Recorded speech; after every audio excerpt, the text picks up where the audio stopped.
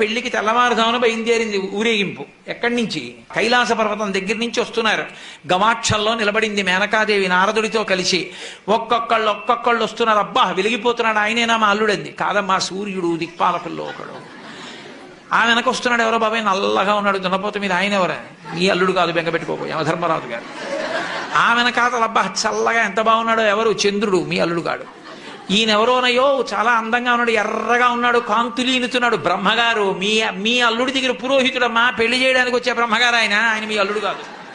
ఓ అలాగా, ఇతనెవరో నీలమేఘశ్యాముడు, చాలా అందంగా ఉన్నాడు, శాంతాకారం భుజగచైనం పద్మనాభం సురీశం. అమ్మా ఆయనకి మీ అల్లుడికి భేదం చెప్పకూడదు, కానీ ప్రస్తుత మీ అల్లుడు కాడు.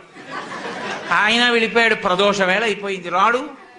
వెడుతూనే ఉంది ఊరేగింపు. వస్తున్నారు మగపెళ్లివారు. అలా ఆఖరికి ఒక ఆయన వచ్చాడు. చుట్టూ భూత ప్రేత పిశాచాలున్నాయి, ప్రమదగణాలున్నాయి, మధ్యలో